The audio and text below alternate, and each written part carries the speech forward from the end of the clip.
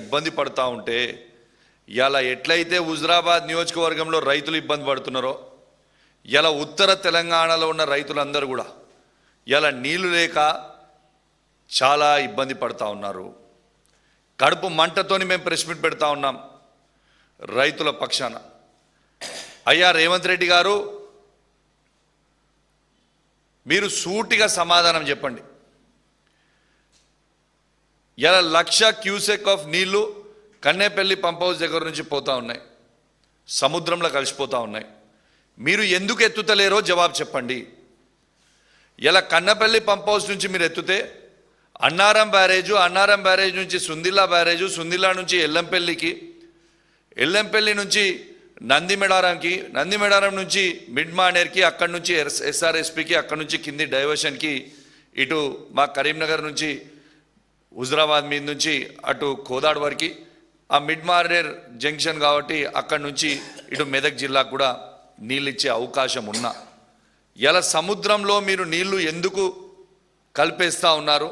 తెలంగాణ రైతుల కడుపు ఎందుకు కొడుతున్నాడో ఇలా రేవంత్ రెడ్డి గారు తెలంగాణలో ఉన్న రైతాంగానికి జవాబు చెప్పాల్సిన అవసరం ఉండదని నేను చెప్తా ఉన్నాను.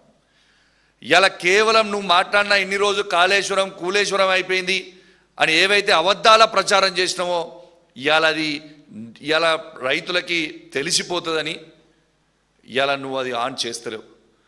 ఇలా రాజకీయాలు అవసరం లేదు రేవంత్ రెడ్డి గారు, రాజకీయాలు అవసరం లేదు. ఏమైనా రాజకీయాలు ఉంటే మళ్ళా ఎన్నికల కంటే 6 నెలల ముందు రాజకీయాలు చేసుకుందాం. కానీ వాళ్ళ రైతుల కడుపు మీద ఎందుకు కొడుతున్నావు అని మేము అడుగుతున్నాం. ఉత్తర తెలంగాణ రైతుల పక్షాన మేము అడుగుతా ఉన్నాం, వాళ్ళ కడుపు మీద మీరు ఎందుకు కొడుతూ ఉన్నారు? ఇలా రైతులు చేసిన తప్పేంటిది? కేవలం కాంగ్రెస్ పార్టీకి వాళ్ళు ఓటేసి నేను కుర్చీ మీద కూర్చోబెట్టడమేనా ఇలా రైతులు చేసిన తప్పు అని నేను అడుగుతా ఉన్నాను. ఇలా రేవంత్ రెడ్డి గారు, మీ బాధ అంతే ఏంది? ఇవాళ అక్కడ నీళ్ళు ఎత్తుతే ఆ నీళ్లు రైతులకి రేపు యూరియా బస్తాలు ఇవ్వాల్సి వస్తుంది. యూరియా బస్తాలు ఇచ్చి పంట వండిన తర్వాత ఆ పంటకు కొనాల్సి వస్తుంది. ఆ పంట కొనుగోలుతో పాటు 500 బోనస్ ఇవ్వాల్సి వస్తుంది. ఇదంతా లొల్లేంది? నీళ్ళే ఇవ్వకపోతే అయిపోతుంది అని ఒక చిల్లర ఆలోచన ఇలా రేవంత్ రెడ్డి గారు చేయడం చాలా చాలా చాలా బాధాకరం. ఇలా రేవంత్ రెడ్డి గారు, మీరు వెంటనే నీళ్లు ఎత్తాలని మా తెలంగాణలో ఉన్న రైతుల పక్షాన మేము డిమాండ్ చేస్తూ ఉన్నాం.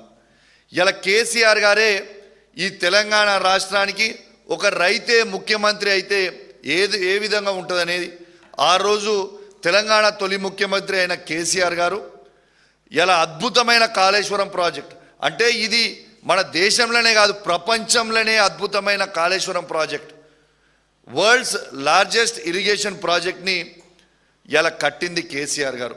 ఎందుకంటే కేసీఆర్ గారు రైతు బిడ్డ కాబట్టి, కేసీఆర్ గారికి వ్యవసాయం గురించి తెలుసు కాబట్టి, ఇలా రైతు ఆవేదన కేసీఆర్కి తెలుసు కాబట్టి, ఇలా కేసీఆర్ గారు దుక్కి దున్ని సాలేస్తాడు కాబట్టే ఇలా కాళేశ్వరం నీళ్ళు అనేటి ఎంత ముఖ్యమో కేసీఆర్ గారికి తెలుసు.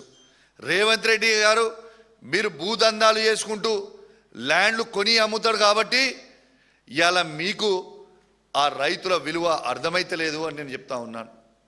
ఇలా దయచేసి నేను మా బీఆర్ఎస్ పార్టీ పక్షాన ఇలా ముఖ్యమంత్రి రేవంత్ రెడ్డి గారికి, ఇరిగేషన్ మంత్రి అయిన ఉత్తమ్ కుమార్ రెడ్డి గారికి నేను సవాల్ విసురుతా ఉన్నాను. మేము మా పార్టీలో 28 మంది శాసనసభ్యులు ఉన్నాం. ఆ దొంగలు పోయింది కాక 28 మంది శాసనసభ్యులు ఉన్నాం. మేము 28 మంది శాసనసభ్యులు అందరం కూడా బాధ్యత వహిస్తాం. మీరు కన్నపల్లి పంప్ హౌస్ దగ్గర నీళ్లు ఎత్తండి. ఏ ఒక్క ఇంచ్ అయినా కూడా బ్యారేజ్లకు ఏమైనా ప్రాబ్లం అయితే, అన్నారం కానీ సుందిల్లా కానీ ఇంచు కూడా ఏమైనా ప్రాబ్లం అయితే మేము 28 మంది రాజీనామా చేసి మళ్ళా పోటీ కూడా మేము చెయ్యము. నీకు దమ్ముందా మీ ఇద్దరికి సవాల్ యాక్సెప్ట్ చేయడానికి? మేము 28 మంది శాసనసభ్యులం వచ్చి కన్నపల్లి పంప్ హౌస్ దగ్గర కూర్చుంటాం కొంతమంది, అన్నారం బ్యారేజ్ దగ్గర కూర్చుంటాం కొంతమంది, సుందిలా దగ్గర కూర్చుంటాం కొంతమంది. ఇక రాండి చూద్దాం. అంటే కేవలము రైతులను ఇబ్బంది పెట్టాలనే ఒక ఆలోచనతోని ఇవాళ మీరు ఇబ్బంది పెడతా ఉన్నారు. ఇలా మీరు నీళ్ళు ఎత్తుతలేరు. ఎందుకంటే రేపు నేను చెప్పిన కదా రేవంత్ రెడ్డి గారు బద్నాం అవుతారని. కానీ రేవంత్ రెడ్డి గారు బేసిక్ అవసరం లేదు. మీరు వెంటనే నీళ్ళు ఎత్తండి, రేపు తాగునీటికి కూడా మాకు ఇబ్బంది అవుతుంది. ఇలా నీళ్ళు ఇవ్వకపోతే ఇలా కరీంనగర్ జిల్లా బిడ్డగా నేను మీకు చెప్తా ఉన్నాను, మాకు చాలా ఇబ్బంది అవుతుంది. రేపు వ్యవసాయ నీళ్లు దేవుడి గారు కానీ వాడి నుంచి ఎత్తపోతే రేపు తాగడానికి మంచినీళ్ళు దొరికే పరిస్థితి లేదు. ఇది రేవంత్ రెడ్డి గారు గమనించాలని విజ్ఞప్తి చేస్తూ ఉన్నాను. నిన్న మా వర్కింగ్ ప్రెసిడెంట్ కేటీఆర్ గారిని తీసుకొని గంగ్లా కమలాకర్ గారి నాయకత్వంలో కేటీఆర్ గారిని ఆడికి తీసుకుపోయి ఎల్ఎండి లోపల తీసుకొని పోయి ఎల్ఎండి మధ్యలోకి పోయి మొత్తం తిరిగి వచ్చే పరిస్థితి ఉన్నది. చుక్క నీళ్ళు లేవు, కిందికి చాలా ఇబ్బంది అయ్యే పరిస్థితి ఉన్నది. ఎందుకు ఎత్తావు? నీకు ఎవ్వరు ప్రశ్నించినా వాళ్ళని తిడుతున్నావు, మా రక్తం కావాలని అడుగుతున్నావు. బరాబర్ చెప్తున్నాం, మా బీఆర్ఎస్ పార్టీలో ఉన్న శాసనసభ్యులతో పాటు ఈ రాష్ట్రంలో ఉన్న మా ప్రతి బీఆర్ఎస్ పార్టీ కార్యకర్త అందరం కూడా నీకు రక్తం లీటర్లు ఇస్తాం, తీసుకో మా రక్తం. కానీ రైతులకు మాత్రం మాకు నీళ్ళు ఇవ్వాలని మేము ఎట్టు పరిస్థితిలో రేవంత్ రెడ్డి గారిని మేము డిమాండ్ చేస్తూ ఉన్నామని చెప్పి సందర్భంగా తెలియజేస్తా ఉన్నాను. ఇంకో ముఖ్యమైన విషయం, రేవంత్ రెడ్డి గారి పరిపాలన ఎట్లున్నదంటే, మా మొక్కజొన్న రైతులు మొన్న పంట పండించి వాళ్ళు తీసుకుంటే, నేను ఉట్టే గాలి ముచ్చట మాట్లాడతలేను, నేను లిస్టు తీసుకొని మాట్లాడుతూ ఉన్నా. హుజురాబాద్ నియోజకవర్గంలో మక్క రైతులకి పైసలు వేసిండ్రు. ప్రతి రైతుకి 2 బస్తాలు 3 బస్తాల పైసలు తక్కువ వేసిండు. ప్రతి రైతుకి 1200 నుంచి మొదలు పెడితే 2400 రూపాయలు పైసలు తక్కువ వేసిండు. ఇలా మొక్కజొన్న రైతులకి ఎందుకు తక్కువ వేసినావు పైసలు? ఇలా నా నియోజకవర్గంలో నేను జవాబు చెప్పాలని నేను అడుగుతా ఉన్నాను. అంటే ఇది హుజురాబాద్ నియోజకవర్గంలోనే చేసిండ్రు అంటే రాష్ట్రం అంతా మక్క రైతులందరూ కూడా ఇదే పరిస్థితి చేస్తూ ఉన్నారు. పైసలు అసలు పంట పండించిన బత్సాలకి ఎగ్జాంపుల్ చెప్తా ఉన్నాను. ఓ రైతు 300 బత్తాలు పండిస్తే వాళ్ళకి డబ్బులు ఇచ్చింది కేవలం 295 బస్తాలకి. మనకే 5 బస్తాల పైసలు ఎటువైతున్నాయి? ఎవరు కమిషన్ తింటుండ్రు? మరి రేవంత్ రెడ్డి గారు కమిషన్ మీకు వస్తుందా, లేకుంటే మార్క్ఫెడ్ ఎండి గారికా, లేకుంటే అగ్రికల్చర్ మినిస్టర్ గారికా, ఎవరికి పోతా ఉంది? మా రైతులు ఇచ్చిన డబ్బులు, పంట పండించిన డబ్బులు, వాళ్ళ పంట తీసుకొని వాళ్ళకి డబ్బులు వేయడానికి ఎందుకు ఇంత బేసిపోతుర్రు? మొత్తం ఎందుకు వేస్తలేరు? ఖచ్చితంగా దీనికి జవాబు చెప్పాల్సిన అవసరం ఉన్నది. మా హుజురాబాద్ నియోజకవర్గంలో ఆల్రెడీ పంట అయిపోయింది, మళ్ళీ నార్మల్ వస్తురు, మళ్ళీ నాట్లు వేసే టైం వచ్చింది, కానీ ఇంకా పైసలు వేస్తారు. కేవలం 65 నుంచి 70% మాత్రమే డబ్బులు వేసినావు, ఇంకా 30% డబ్బులు వేయలే. వేసిన 65-70% మందికి పైసలు కట్టింగ్ చేసి 3 బస్తాలు 4 బస్తాలు 5 బస్తాలు కట్టింగ్ చేసి పైసలు వేసినావు. మరి ఎందుకు వేస్తలేవో ఖచ్చితంగా జవాబు చెప్పాల్సిన అవసరం ఉన్నది.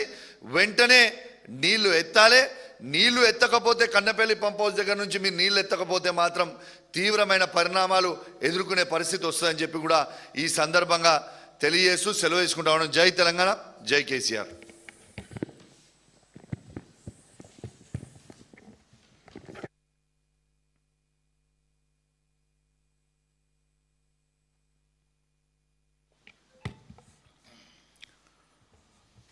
తెలంగాణ రాష్ట్రంలో వర్షాభావ పరిస్థితులతో ఈరోజు అటు రైతులు కానివ్వండి, ఇటు నగర ప్రజలు కానివ్వండి, అందరూ కూడా ఎంతో ఇబ్బంది పడుతున్న పరిస్థితి. ముఖ్యంగా శ్రీపాద ఎల్లంపల్లి ప్రాజెక్టులో ఉండాల్సిన నీరు కొరతతో హైదరాబాద్ నగరాన్ని కూడా తాగునీరు ప్రమాదం ఏర్పడే పరిస్థితి స్పష్టంగా కనపడుతూ ఉంది. ఇప్పటికి కూడా ప్రభుత్వం దగ్గర, ముఖ్యంగా ముఖ్యమంత్రి గారి ఒక దగ్గర దీనికి ఒక కంటింజెన్సీ ప్లాన్, దీనికి ఏ రకంగా ప్రత్యామ్నాయం చూడాలని చెప్పేసి ఇప్పుడు కూడా మరి చెప్పే పరిస్థితులు లేరు. మరి ఎక్కడ కూడా దీనికి సమయత్వం అవుతున్నట్టు కూడా ప్రభుత్వం దగ్గర కనపడతలేదు. మరి కాళేశ్వరం ప్రాజెక్టు గురించి ఇప్పుడు ముఖ్యంగా గత 2 నెలల నుంచి కూడా దీనిపైన సుదీర్ఘంగా ప్రజానికంలో చర్చ జరుగుతూ ఉంది. కాళేశ్వరం యొక్క గొప్పతనం, కాళేశ్వరం యొక్క ప్రాముఖ్యత గురించి ఇప్పుడిప్పుడే అందరికీ అర్థమవుతా ఉన్నది, సంపూర్ణంగా అర్థమవుతా ఉన్నది.